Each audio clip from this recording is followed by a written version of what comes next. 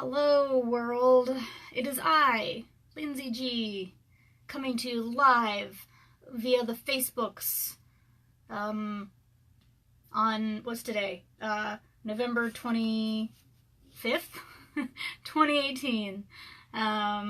It is snowy here in Missoula, Montana, where I live. It's snowed most of the past 2 days, and now it's bright and sunny and lovely and everything's covered in snow. We may get a little bit of background noise of people shoveling sidewalks outside, because I have my entertainment thing, my phone. My phone is my camera. I have it set up in the window, so you might be able to hear some shoveling going on outside. It's pretty exciting. It's what we do most of the winter here in Missoula, shovel snow, you know, for fun and entertainment. Yeah, so hello again. I am here to read to you today from a book that I wrote called Watching Porn. Watching Porn is a book, it's really actually a informative book, I suppose, about the adult entertainment industry, which is an industry that I have been writing about professionally for about a decade. I wrote the book in a memoir style, you know, so that it is more accessible to people who don't know that much about the porn industry, which is most people. So it's sort of like a guided tour through the industry, through my eyes, as I experienced it. So that's what we're here to do today. I'm gonna read chapter 6 of the book. But before I started with that, I wanted to let everybody know that the Kickstarter that I have been working on for the past month, and wouldn't shut up about on the last stream, is done. It's over. It is successfully funded. That means that the first volume of my very large graphic novel about a porn star slash warrior slash scientist named Tracy Queen is going to happen. So the Kickstarter just wrapped up a few days ago, and now we have to do all the after work. Luckily, the book is actually pretty much finished. We're waiting on a cover and a little bit of guest art from other artists aside from the main illustrator, J.L. Draco. But those will be coming in the next few weeks, and we hope to have ordered the actual printed books by the end of this year. And then we'll just be waiting on a bunch of stuff to come in, so hopefully if you contributed to the Kickstarter, we are very hopeful that we will be able to get the book and all the other goodies out to you in February-ish. So that is super exciting, because I have been working on Tracy Queen since at least 2012, maybe before then. I'm not sure exactly when I started working on it, but yeah, it's happening. The thing is happening. So, thank you so much to anyone who was able to help by backing the Kickstarter or by, like, just talking about it on social media, or telling your friends and your family about it, you know, whatever worked for you. Thank you so much for your help, because I'm really excited about this book happening. So, and I think that the world also might be excited about the book happening, I hope. Because I am. So yes, that is happening. I'm also hard at work right now on another comics anthology, a collection of short comics, which my publishing company, Oneshi Press, puts out. This is the last one that we put out in October. This is number 6. Number 7 will be coming out in January, so we are getting everything wrapped up on that as soon as possible, hoping that we can get it in by then. I don't know off the top of my head how many short comics are going to be in that one, but it's 60 pages of short comics, including 2 comics by me that I wrote, one of which is illustrated by J.L. Draco, and one of which is illustrated by Diana Camero. I'm really excited about both of them. There's also a whole bunch of other short comics by other people from all over the world, and there's also guest art from artists who are awesome, and yeah, it's gonna be great, so keep your eyes open for that. And that'll be through my publishing company, Oneshi Press, which I'm gonna hold this up so you can read it backwards, because that's how this works, but it's Oneshi Press. It's my little publishing company that I started a few years ago to publish graphic stuff. So obviously we're doing Tracy Queen, which is a graphic novel. We're doing comics, short comics collections, and also a standalone comic series called Pack. So far, there could be more things coming down the line. And we also do illustrated novels. We have published one so far, a fantasy novel set in the Children of Gaia fantasy universe, and there's another one that's going to be coming out probably early next year, but we don't have a solid date set for that yet. So that's some fun, exciting stuff that's happening. Other stuff that has happened is there was Thanksgiving here in the US a few days ago. That was fun. That was actually the day that the Kickstarter for Tracy Queen ended, so it was like exhausting.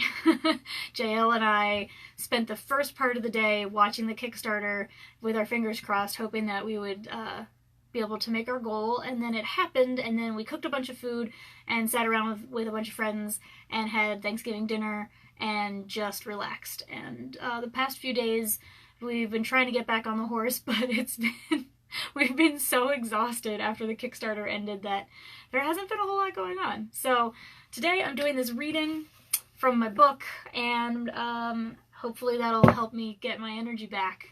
So yeah, I'm going to read a chapter from the book, and then I'm going to do a Q&A with anybody who's watching who wants to ask a question. So I'll start with the chapter reading, I think. So this is chapter 6. I have read chapters 1 through 5 and the introduction in other videos here on Facebook Live. They are available on my Facebook page if you want to watch any of them. They're also available on my YouTube channel, which I think my YouTube channel name is just Lynsey G, I think. I don't know. I really don't keep up with it. I'm not so great at the YouTubing. I've got some peppermint tea with just a little bit of caffeine in it. I added a tiny little bit of black tea so it can keep my pep. And we're going to read a book. So chapter 6 is called Whack Magazine. I'm going to hold up this little picture of me.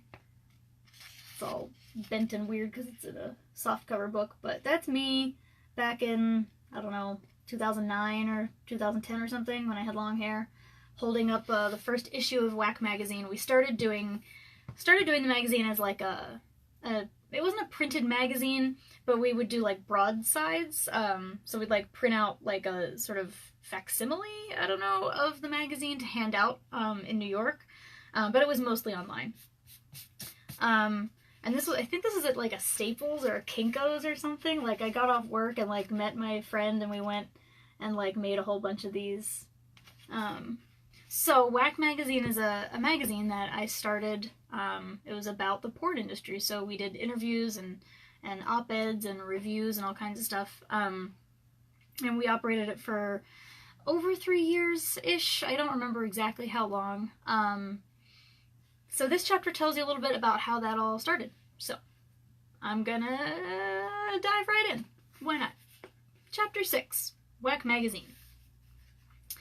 For the next year, I kept myself busy with my day job while I came up with increasingly creative descriptions for copulation and delivered glowing praise of oversized breasts I had never laid eyes on. Okay, so for anyone who hasn't been following along, I was working a day job as a a receptionist at a very high-end art gallery. And my job pretty much entailed, greeting guests when they came in and answering the phone. So I didn't have a whole lot to do. So while I was working there, I was also writing reviews of porno DVDs for an adult magazine, and writing set copy for another adult magazine where I was like basically making up names and stories for women who posed nude or semi-nude for magazines. Most of the time I hadn't actually seen these women, so I was just making up stories about people I had never seen. So that's what I'm talking about here. I had also begun research to ghostwrite a book about swingers in New York City for a couple in that lifestyle, so I was attending swing parties to observe their carousing on the weekends. That's a whole story unto itself. I may tell that story in full after the chapter reading is over. In short, I was drenched in sex 24/7, even while watching the Blue Bloods peruse sculptures worth more than my apartment. Whether watching it on video or in person, imagining it for set copy, or remembering what I had seen that weekend at a party, sex was my main occupation for most of 2008 and 2009. After the requisite New York City bedbug infestation hit our cramped Harlem apartment, Matthew and I moved into a small flat in the South Bronx. My former editor, Jay Vegas, was surviving on unemployment in Washington Heights and sending me regular updates on his web series. As expected, he hadn't been offered his old job back when the magazine started up again. I felt slimy for earning extra money when Vegas didn't have that option, but he seemed content to write in peace in his uptown digs. The idea behind the script he was working on, which he was calling Pornocracy, followed the exploits of a smarmy, happy-go-lucky writer with a penchant for sleaze and satire, along with his best friend, an earnest young woman who played the straight man. They both worked at Whack magazine, an odd-world version of the publication that we had actually both written for. It was all fairly straightforward satire, with a manageably sized cast and what felt like a not-too-ambitious series of shooting locations. He asked for my help with casting and filming, and I, having no experience with that kind of thing, agreed. It became quickly apparent that we did not have the resources to make the series happen. Between the two of us, we had about $0 to feed into it and a few options to find more. He enlisted the help of a friend to oversee casting and crew on the condition that she would play the role of the best friend. We cobbled together the rest of the cast and crew on the promise of exposure, but without any pay. But costuming, props, sets, lights, editing, post-production, all of these were beyond the reach of our bootstrap budget. And remember, this was before Kickstarter campaigns were de rigueur in the making of indie films. It's funny that I brought up Kickstarter. Over discounted Bloody Marys at a bar near Vegas's apartment, where we held semi-regular meetings, Matthew, Vegas, and I tried to brainstorm funding options in the early summer of 2009. After a few hours, we'd come up with more empty glasses than ideas, but slowly a concept took shape in my mind. Why not raise awareness about the web series by creating an online version of the magazine that the characters worked for? Make it feel real until it is real.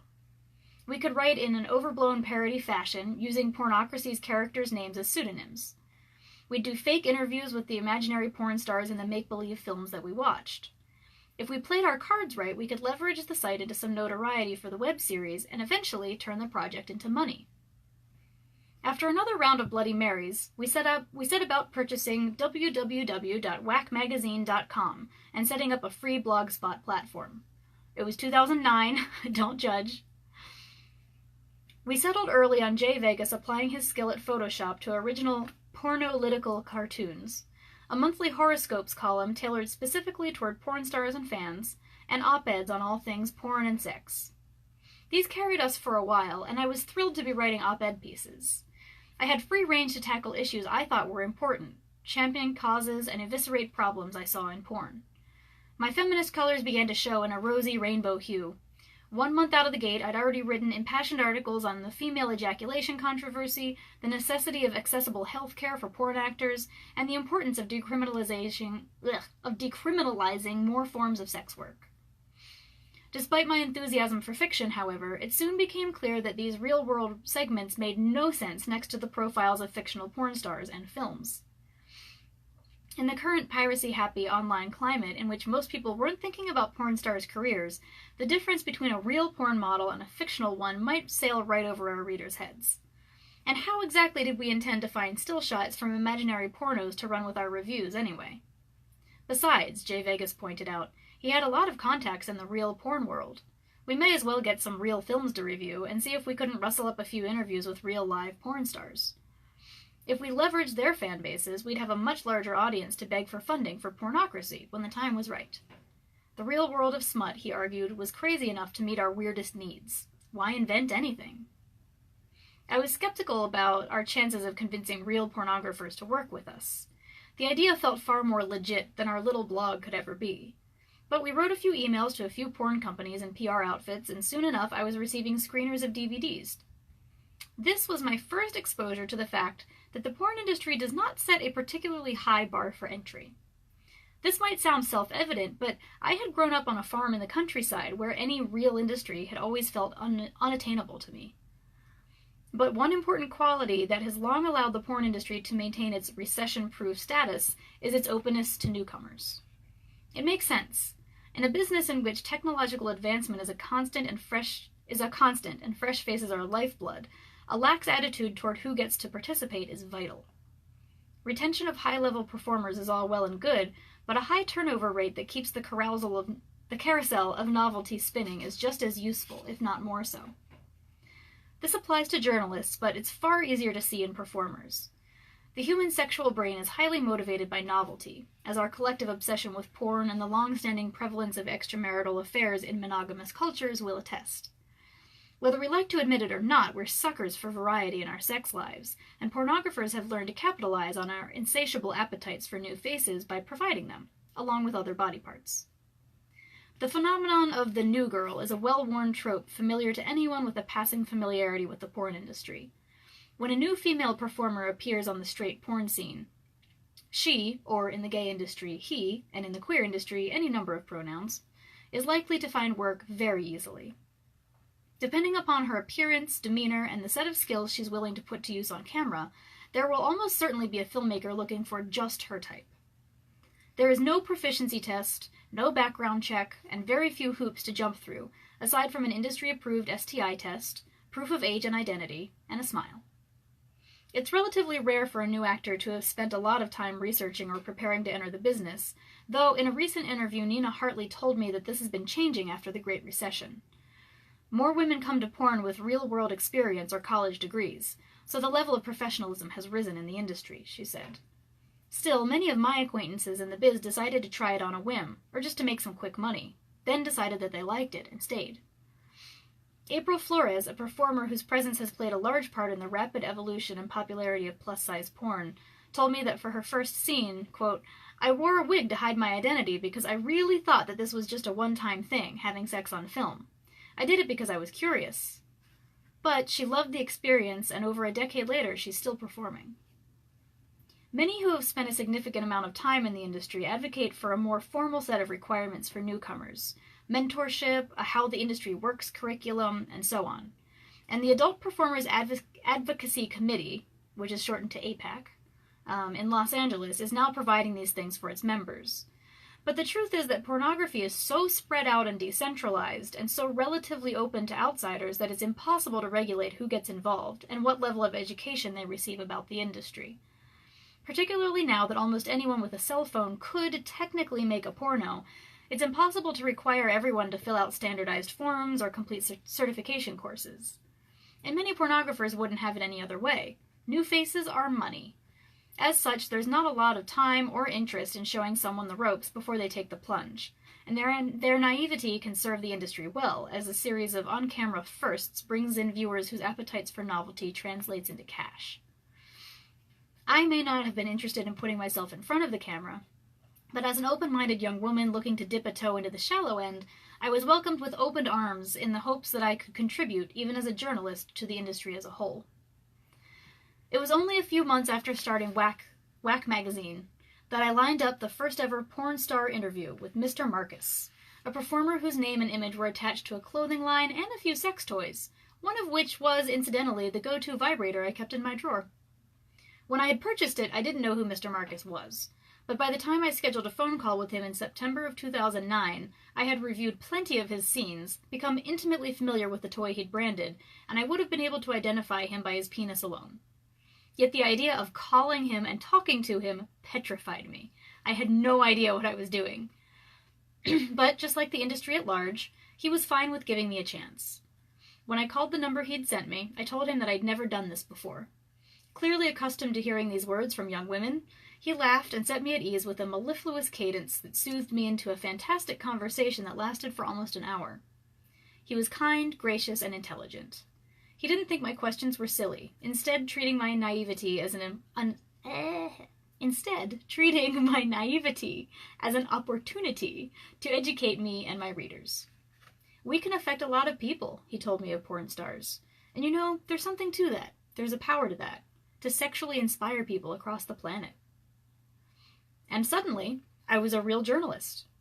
I transcribed my interview with Mr. Marcus, breathlessly attached several photographs of his warm, handsome face, and plenty of the rest of his well-muscled body, and published my first porn interview. And then Whack magazine was on the porn industry's map in a real way. Ugh, excuse me. I got a frog in my throat. Some more tea. Hello, people who have joined watching since I last looked up. It's good to see you here. One of the people who is watching now, I know, remembers that first interview with Mr. Marcus. I was so nervous for that. I remember I had scheduled the interview for like an hour after I got off work, and I was worried that if I took the subway, like, something might happen. I might get stuck underground and I wouldn't be able to call him on time, and I was like so worried about being professional about it that instead I arranged to go to a friend's house after work. They lived like just across town instead of way up in the Bronx. So, God, actually, no, I was thinking of a different job. They didn't live as far away as I did. So I went to their apartment after work, and asked if I could just, like, you know, hang out in one of their, like, spare rooms, and do this interview. So they were like, oh my god, you're interviewing a porn star? And I was like, oh my god, I'm so nervous. And they made me more nervous. And then, like, I was able to call him on time because I had gone to their house instead of my house. And, like, he didn't even pick up his phone. And then I was like, oh god, what did I do wrong? It's not gonna happen. I missed my chance. And I was, like, so horribly nervous. But he called me right back and we had a great conversation and it was fine. Mr. Marcus is like the most laid-back person in the world, so it was really funny. I probably actually scared him because I was so nervous. I was talking like a mile a minute. Alright, diving back in to Chapter 6. One thing I didn't really understand at the time is that the porn industry can use all the good publicity it can get. For decades, it's been the scourge of American entertainment. Porn is routinely blamed for an astonishingly wide variety of social ills. If you can think of a bad thing that exists in the world, especially if it's tied to a vice that Americans don't like admitting to, there's a good chance that pornographers have at some point been implicated in it. As Professor Morel, I can never remember how to pronounce her name. As Professor Morel Miller-Young put it in her foreword to the book Coming Out Like a Porn Star, quote, porn was perceived as the cause of our modern cultural decline, the trafficker of thousands of innocent women and girls, and the purveyor of rampant and misogynist prurience that is infecting the minds of our youth. End quote. The mainstream media is most concerned with porn when it can be paired with other inflammatory words in headlines.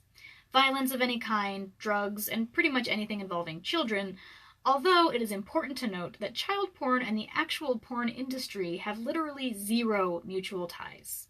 The word porn is used when describing both legal adult entertainment and a horrific crime perpetrated against the most vulnerable people in our society, however. It's awful that the legal porn industry is so readily lumped in with such a horrendous crime, given that pornographers follow very strict rules on age verification or face dire consequences. A little side note there, but I think it's important to mention. In a Whack interview in 2010, actress Kristina Rose noted, anytime the adult industry is mentioned in mainstream media, it's always some awful story. America only wants to hear horror stories. And she was right. If a former porn star robs a convenience store and shoots someone in the process, it's likely the national news will be all over the story, and you can bet the words porn star will be included, even if the person has been out of the industry for years. Meanwhile, if a former bank teller does the same thing, a local paper might deem it worthy of a police blotter mention. So when we started Whack magazine as an independent entity, with no money on the table, no ties to anyone in particular, no distribution deals in the works, and no reason to share porn news with the world except for the hope of one day funding our web series, the porn industry was happy to oblige. We weren't lauded as heroes by any stretch, but we were certainly welcomed. The same can be said for most aspects of the porn industry, both to its credit and to its detriment. For all the flack it takes for giving porn consumers a distorted view of what human bodies and sex look like, the porn industry itself might be one of the most welcoming in the world. While it's true that many in the porn industry have augmented their appearances with surgery and Botox and the like, it's increasingly true that there is room for all manner of natural beauty too. Although many of us picture a bleached blonde, spray-tanned, long-legged, double-D Amazon when we're asked to envision a porn star, this is an outdated stereotype. In fact, a 2013 study of 10,000 female porn stars in America found that the average porn star is a 5'5" brunette with B cups, with the stage name Nikki Lee. And despite its reputation for sexism, racism, and homophobia, much of which is not misplaced, there's still arguably more diversity in porn than in most entertainment. The workforce comes from nearly every imaginable background: race, socioeconomic status, level of education, and personal credo. People of multiple sizes, shapes, and levels of physical ability can find companies with an interest in shooting them. And those who work behind the camera rarely object to diversity on set. No high school diploma? Generally not a drawback. Have tiny breasts, a giant butt, and a PhD? Fabulous. Come one, come all. Just come. Oh, thank you, Rosetta. Thank you so much for watching. A lot of people I've talked to believe that those who go into pornography do so for a reason. They have failed at everything that they've ever done, for instance, or they were abused as children, or they're trying to get revenge on parents or exes. A friend I interviewed in 2012 about her thoughts on porn asked, "Why would a woman put herself in that position? Something happened along the way that made that woman decide to do that. Something happened. Someone wasn't good to her at some point." We've all heard this line of thinking. People who make porn for a living are damaged. The story goes that nobody in their right mind could decide to fuck on camera, or film people fucking, or edit the footage, or whatever. If you look at the comments section of nearly any online article about porn, and wade through the glut of abusive language that I guarantee lives there, I bet you'll find at least one comment claiming that female porn stars were sexually abused as children. That these people don't respect themselves, that they need to be rescued, that they're all addicted to drugs. These are the tired battle cries of sex-negative second-wave feminism, and also, tellingly, of paternalism. They're seeking to paint women in porn as hapless victims of the patriarchy, refusing to consider that they could have decided to go into the business for their own perfectly valid reasons, much less find satisfaction in their work. And I can tell you that it is a big load of hooey. A big, steaming pile of crap. While it's certainly true that some people in adult entertainment do drugs, I wouldn't say that there are more of them per square mile than in any other population. While a 2012 study by James D. Griffith of Shippensburg University showed that porn performers tend to have tried more types of recreational drugs than people in the rest of the population, their rates of use and addiction were not statistically higher than anyone else's. Furthermore, although it is true that some porn stars are in fact damaged, as are many of the rest of us in the population, it's just as true that many of them are not. There will always be people who gravitate toward the relatively easy money and the notoriety of porn due to some mental or emotional instability. But if you'll take a moment to reflect on the people that you work with right now, and your friends in other industries, I'd wager that you'll come upon more than a few who would qualify as damaged or unstable, who would never dream of making smut. Pornography may put some of these traits on display more visibly than other lines of work, but porn stars are frequently asked about their pasts and their emotional states in a much more direct way than, say, accountants. Yet that isn't any reason to think that there aren't thousands of CPAs with histories of abuse, bullying, and other horrors. We just don't hear about them because their industry isn't constantly under fire for what the outside world calls immorality. I agree with director and performer Nica Noelle, who told me, "There are men and women from all walks of life performing in adult films by choice, not out of desperation or because they lack the skill to do anything else. The notion that every performer is a drug addict, a sex addict, a victim, or just a confused and exploited person is patently false." What baffles me further about the allegations that porn is a home for tragic pasts is that this line of thinking is usually deployed to delegitimize the choices that porn stars make. If so-and-so was molested as a child, the logic goes, then her decision to do porn is somehow made invalid. Through some sort of mystical set of circumstances, her history has made her incapable of using her brain. But I just don't understand how a shitty past makes one less capable of being human. Let's be honest, lots of people have shitty pasts. If someone had a horribly abusive father, then left home to work as a waiter in another town, do we assume that they're making bad decisions because of their past? No. The same goes for most career choices. So why is it that when people who do sex work for a living are broken, while anybody else with a similar history is not? Kristina Rose gave a magnanimous reading of the situation in our interview. Excuse me. Quote, "I think generalizing a group of people as damaged just because we have sex on camera is just dumb," she told me, but then continued, "I think people are afraid of things they can't understand, and labeling us as damaged makes it easier for the person labeling us to understand how we can do what we do." I suppose she's right, that it's a way of understanding people whose choices baffle us, but the infantilization inherent in the concept bothers me to no end. There are absolutely plenty of examples of people who have made the opposite statement, telling stories of horrible working conditions, coercion, drugs, and worse on set. But there's no need for me to pretend mishaps and bad situations don't happen in the adult entertainment industry. After years of interviewing porn stars about their experiences, I have to tell you, though, that the horror stories aren't more prevalent than the tales of success and satisfaction. And scientific inquiry says I'm right about that. The aforementioned Shippensburg University study set out to test the damaged goods hypothesis, which posits that female performers in the adult entertainment industry have higher rates of childhood sexual abuse, psychological problems, and drug use compared to the typical woman. Researchers compared a group of 177 American female porn actresses with the same number of civilians as those in porn refer to the rest of the world. They were matched in age, ethnicity, and marital status. The study found no differences between the two groups in the prevalence of childhood sexual abuse or mental health disorders. It did find that porn actresses had significantly higher self-esteem, better body image, more social support, and a higher level of spirituality than the control group. The study's abstract concludes with a simple statement: these findings did not provide support for the damaged goods hypothesis. Arguments have been made that the sample was too small for these findings to be significant, and that the self-reporting aspect of the study might have skewed the results. But I'm skeptical of skeptics, especially with regards to both groups of women having the same rates of childhood sexual abuse.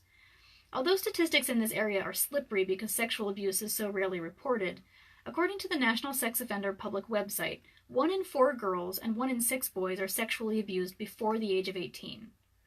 Given that a full 25% of American women aren't currently working in the sex industry, I think it's safe to assume that most industries are home to many victims of abuse, and porn is just one of them.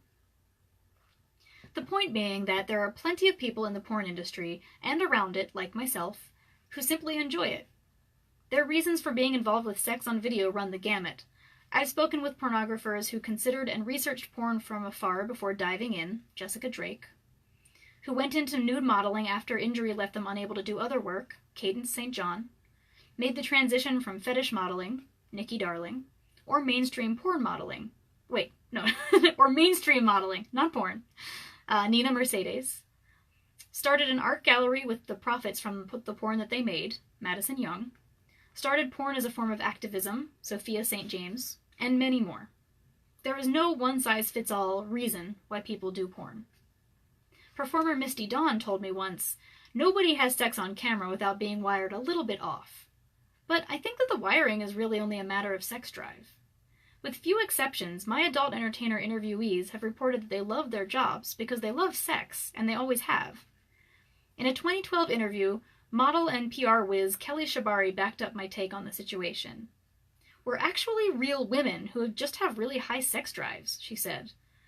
And a high sex drive, most doctors will tell you, is nothing to be worried about unless it's causing you significant difficulty in the rest of your life.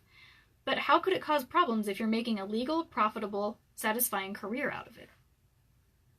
The high libido unites many in the porn industry, as well as, I thought back in 2008, a sense of humor. At least, I'd been led to believe as much because of the way delicate matters were handled at the print magazine, which is to say, not delicately at all. Whack had assumed a similar outlook on all things porn. This is fun. This is ridiculous. Let's make fun of it.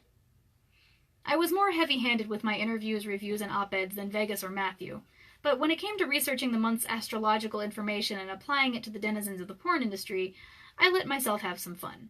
I would predict that, based on the video... Oh, wait, am I back? Woohoo! Alright. I think I lost my connection there for a minute. Excuse me, everybody. Jolyn, that's not cool. I'm not going to do that. Stop it. Go away. Oh yeah, okay. That's where I was talking about my... What have we called them? We called them horoscopes with a W in front. Yeah, and I just made things up. I would actually look up real astrological information, like, so I would know, like, what the alignment of the planets was going to be. But I'm not an astrologer, and I didn't actually know what any of it meant, so I would just make up stuff like, yeah, if you're gonna do your anal shoot on the 4th of the month, don't have beets for dinner the night before, that kind of thing. It was really fun, but totally made up.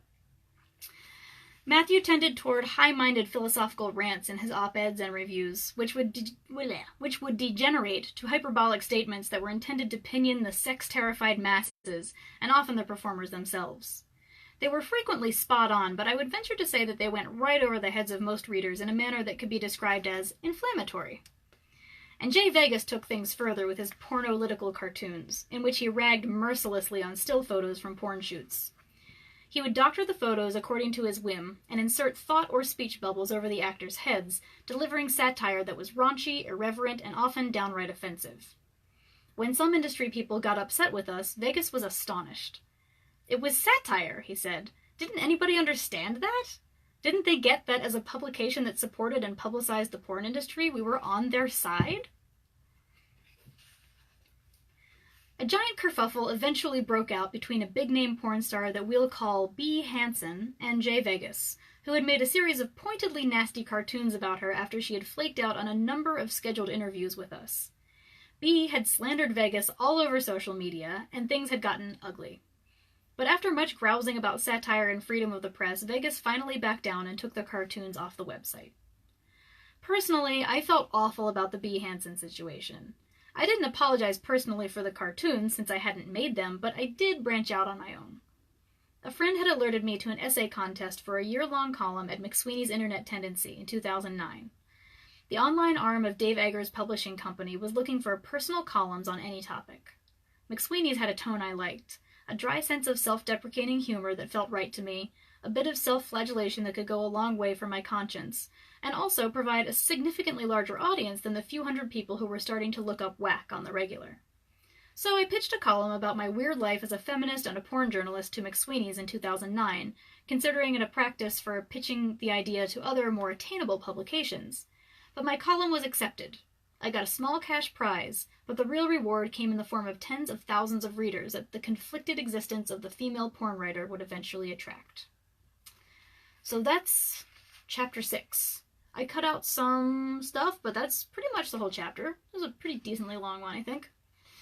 So the next chapter, which I will be reading in 2 weeks from now, is chapter 7, and it talks more about the column, The Conflicted Existence of the Female Porn Writer, which was my McSweeney's column, and also about like how things kept going along at Whack Magazine, because Whack continued for a while, and it actually became kind of a big deal. So a lot of what I write about in this book came from Whack Magazine, from, you know, the interviews that I did for it, the reviews that I did for it, op-eds and stuff. So that'll be next time. Yeah, that's it. And thank you way back there for Kyle Bruce saying that I had a beautiful voice. That's very, very kind of you. Yeah, so that's it for now. If anybody has questions, now's time for Q&A time. So if anyone wants to ask a question about anything that I was just reading about, you know, stuff in the porn industry, I feel like I tripped over my own tongue a bunch of times. So if anything was, like, not clear, feel free to ask me to clarify. I remember saying that there was a story behind something that I was gonna talk about, but I don't remember what it was. Oh, the swingers parties I was going to. Yeah, so like I said earlier, I was working this day job, I was working the front desk of this art gallery. And, you know, it wasn't like I didn't do anything. I had a switchboard that I operated. It was like 8 phone lines. So, I was answering the phone and, like, connecting calls and stuff, but I was mostly there to, like, look presentable and pretty, and be able to, like, when people came in and they were interested in looking at the art, to find a sales representative for them to talk to. So we were dealing with, like, really, really rich people, like lots of celebrities, lots of like big time art collectors, and like big deal artists would come in all the time. So it was my job to like look very presentable and like, you know, be nice to everyone who came in. So some days were like very busy and I was working a lot, but a lot of the time, like in between those busy days, I would just be kind of sitting at the desk. So I would watch the porn movies that I was supposed to review at home, like at night or on weekends, and then I would write my reviews while I was sitting at this computer. And I had a flash drive that I would put in the computer. I didn't save all of my porn reviews to my work computer, I promise. And I was also writing set copy for magazines about boobs, basically. So I spent most of my days working on that, but it's still like, I was still bored. And I wanted to be actually like writing a thing, you know, like really working on something. So I was on Craigslist looking for writing gigs, New York writing gigs, and I came across this ad that it said something about like, you know, an active couple in the New York lifestyle wanted someone to ghostwrite a book about their experiences. And I was like, that could be literally anything. Like, pretty much if there is a lifestyle that exists in America, you will find people living that lifestyle in New York. Except maybe for like hardcore, like backcountry, like hiking, you know? Maybe those, but you probably still would find some people who live in New York and do that, you know, on weekends. I don't know. So, I was like, well, this sounds interesting. Yeah, like I'll respond to the ad. We'll see where it goes. So, I was supposed to meet up with the male half of this couple at like a wine bar near where I worked. So I went to meet up with him, and I had picked the wine bar because wine bar to me sounds like a low-key environment where you can talk. And it wasn't. It was like very loud. Like there was really loud music, and it was dark. So we met up for some wine, and I couldn't totally hear what he was saying. Like, I got the gist of everything, which was that he was very nice. He and his wife had been in this lifestyle for 10 years. They had a lot of really crazy experiences, and they wanted someone to help write them all down. And I sort of got the idea that the lifestyle he was talking about was like sexual, but I didn't get the whole thing. But I was like, yeah, sure, whatever. I write about porn all the time. Like, what? It couldn't surprise me. So I basically agreed to ghostwrite this book for them before finding out that they were swingers, and that's the lifestyle that they were talking about. So I think that I went to their house, to like start interviewing them, and I was going to do a series of interviews with them to get all of the stories that they wanted to tell. And it was kind of like at their house with their like twin sons. They had like little babies. And they put the babies down for a nap and then started telling me about their crazy sexual exploits, and I was like, oh, the swinger lifestyle, okay. But I was still like, well, that's interesting. Yeah, okay, I want to know more about it. So I was going to swinger parties with them on the weekends. And it was really, it was a trip, because I wasn't there to participate in swinger parties. Like, I wasn't against the idea necessarily, but I wasn't personally into it. Like, that wasn't my thing. I was basically there to observe so that I could, like, get a feel for this lifestyle that I was writing about. But the way that most, like, mainstream swing parties work, for, you know, like, your general, like, adult, straight crowd, is that, so almost everyone is there as a couple, like a man and a woman, and then any unattached females are like gold. Like, everybody wants to have a threesome with an unattached woman. So I would go to parties with my friends of who I had just made, and they were super cool. Like, they understood that I wasn't there to participate. I was literally just trying to do research. But they couldn't tell, like, we couldn't tell people that I was writing and that I was observing, because most people in that lifestyle don't really want to be observed by a writer. So we had to come up with all of these excuses for, like, why I was there with them, but I wasn't having sex with them. And also, I wasn't there to have sex with anybody else, but I was still cool.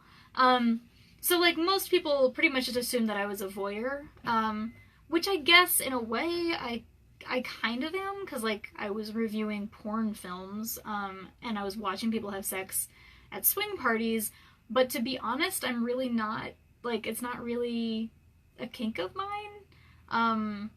I think particularly at that time, it was even less of a kink for me, though, because, like, I was trying to be professional and cool about it, which actually didn't help me in the swinging scene at all, because people wanted me to be excited to watch them have sex, but, like, I just was like, eh. And I was just watching so much sex. I was reviewing porn films and going to swing parties, and, like, after a while, I was just like, yawn, you know, is there any more wine? Like, it was a really crazy time in my life. But I had some really interesting experiences, saw a lot of funny things, and I went to some cool parties. I met some great people, but the book itself didn't end up happening. Like, basically, it was kind of like the couple that wanted me to write a book about their experiences. They had some great stories, but they weren't enough, really, for a full book. And given that they had just had twins, like, they were crazy busy. They weren't getting enough sleep. Like, we still went to parties, occasionally, but they weren't able to be as active as they had been, and it just, like, it wasn't enough to write an entire book. So I started going to other parties with other people, and I thought maybe I would write sort of like an expose kind of thing about the world of swinging in New York City. And so I went to a lot of those parties, and I thought about it, and I started writing, like, a book proposal about it. But in the end, I kind of came to the conclusion that, like, swinging is cool, and for people who are into it, great. But there wasn't really, like, a whole lot of, like, secrets to uncover about the swinging lifestyle. It was like, yeah, people go to parties and have sex with people who aren't their primary partners, and sometimes they do it in public, and sometimes they do it kinky, and sometimes it's private, like, at somebody's home, and, you know, people negotiate, like, their emotions around swinging and jealousy and sex differently depending on the couple, and, like, they don't know,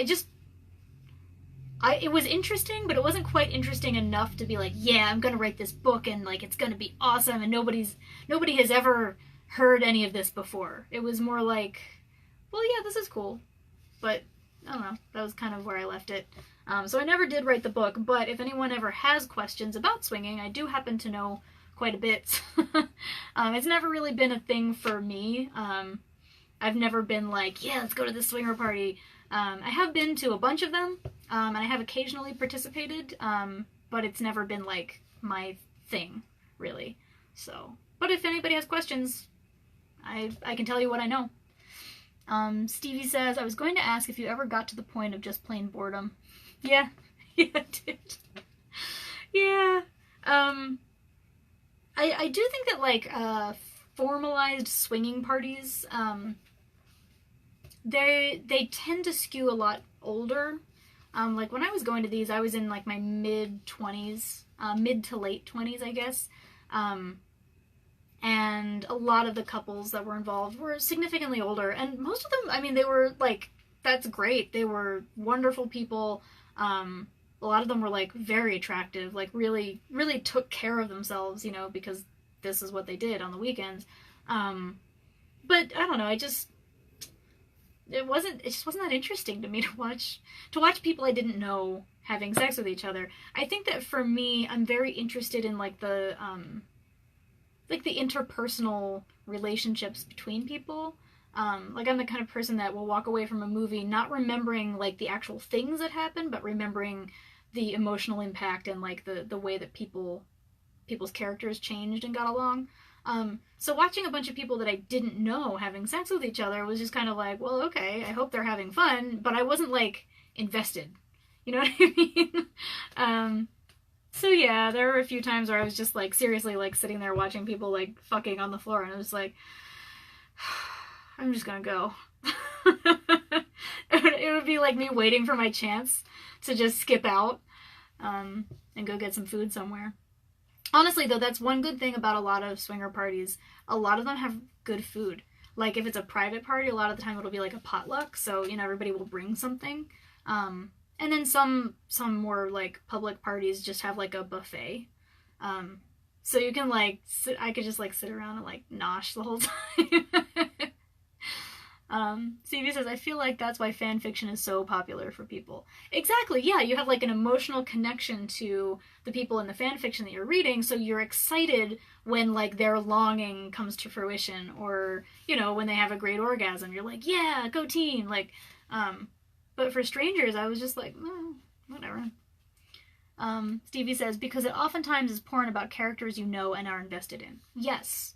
I think that's also one reason that, porn parodies have been such a long-standing thing. Like, they've been successful for a long time. Right around, like, 2010, there was this huge boom in porn parodies where, like, everything was a porn parody for a while. Because it was basically, like, the porn industry finally had the technology to make good, like, effects, was now cheap enough, that it was accessible to the porn industry. You know, it wasn't like extravagantly expensive anymore. So there were porn parodies of like everything. And I think that they did really well because people actually like, you didn't have to set up this whole new scene and convince people that porn actors were, you know, people that they weren't. Because some porn actors, like, there are a lot of them out there that are very good actors, but, you know, for the most part, that's not their forte. So, if you basically put them into a movie where everybody already knows the character that they're playing, you don't have that same hurdle to get over. It's like, oh yeah, like, that's Shaggy from Scooby-Doo. They did a Scooby-Doo one, and I think it won a lot of awards. I didn't see it myself. But I think that's why, yeah, people get so into porn parodies, because it's like, yes, I know these people, and I know that I've always wanted to see, you know, Harry Potter and Hermione get it on. That's another one. That one was not good, though. Yeah, and I think that porn parodies also were really good for couples viewing, and for women who might not necessarily have been into, like I was at the swinger parties, like, oh yeah, so there's some people fucking, okay, like, whatever. But when you know, make it accessible and make the characters familiar, then more people are going to be like, oh yeah, I'm into that, that's hot.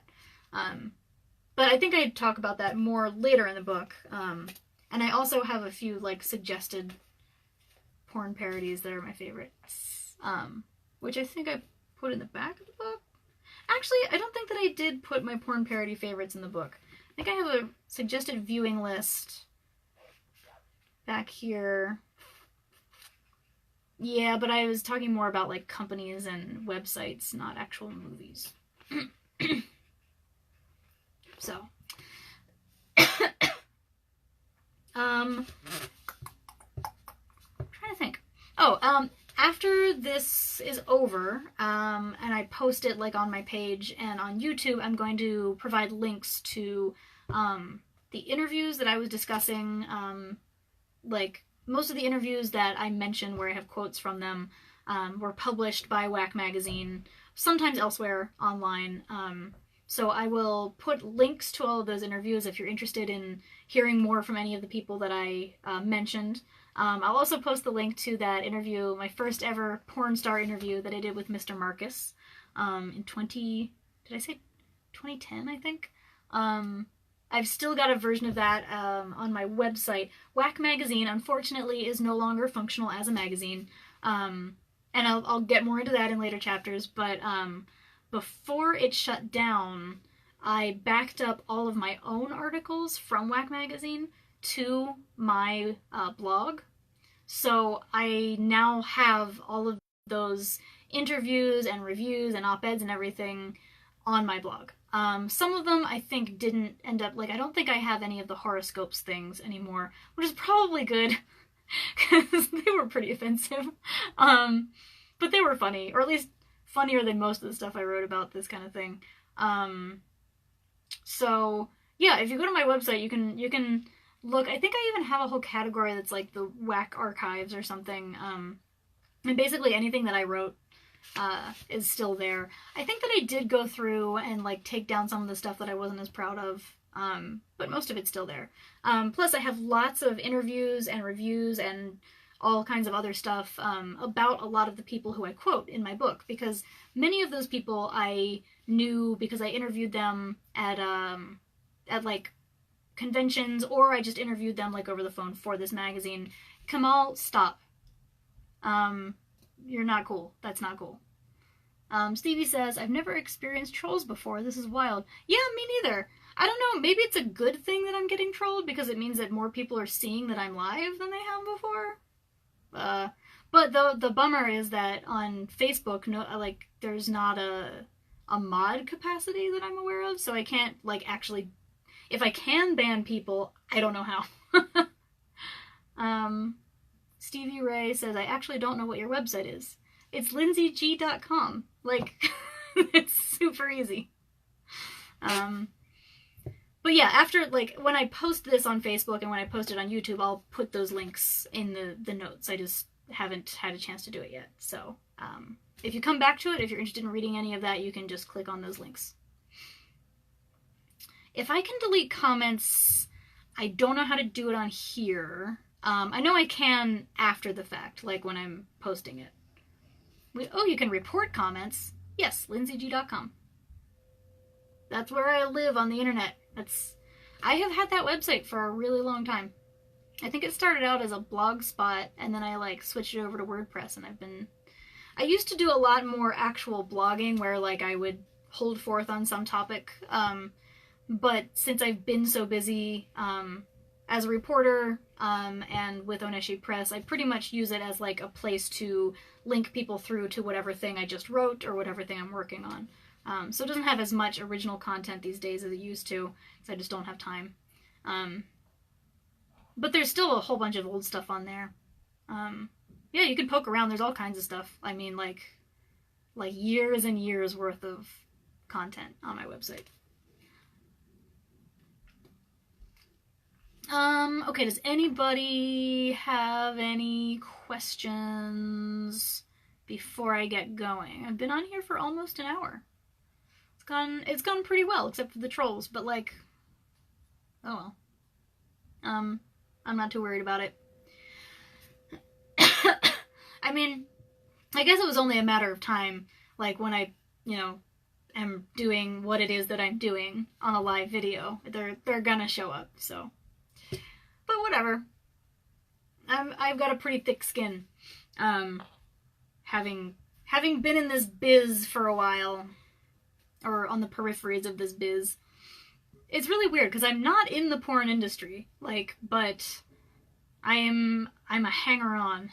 I actually got called a ubiquitous porn commentator by one of the big like porn industry trade magazines. They were writing about an article that I had written, I think, for glamour.com, and they said, Lynsey, ubiquitous porn commentator, Lynsey G, and I was like, ooh, that's my new title, that's me.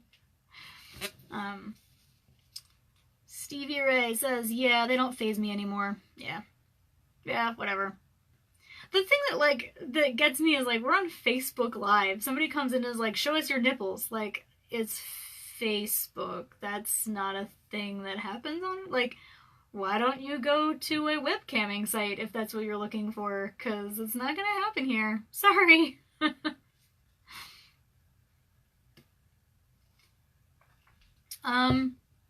Well, I guess that's about it. So I will be back in 2 weeks. I think that's December 9th? Yes, December 9th. I will be back, and I will read Chapter 7. And that one, like I said, is going to talk a little bit more about my McSweeney's column that I wrote for about a year. And it'll, continue the adventures of the Whack magazine crew. And I think we start getting into, like, some pretty good stories around there, because really Whack magazine was, like, we somehow managed to get a lot of access to a lot of people, and a lot of cool stuff, and we had a lot of crazy adventures. So those were fun years. They were crazy busy. Like, And it's a good thing that they happened when I was in my 20s, because I wouldn't be able to sustain the kind of lifestyle that I was living. We were like flying to Vegas and like going to conventions and going to like hang out with like porn stars at strip clubs like on weeknights all the time, and like it was wild. So I have a lot of fun stuff coming up in the next few chapters, and yeah, that's about it. So I guess I will see you guys in 2 weeks on December 9th at 1 p.m. Mountain Standard Time. And I think that's gonna be it for now. So thank you so much for watching, and I hope that you have a good 2 weeks until I see you again. Thank you, everybody. Bye.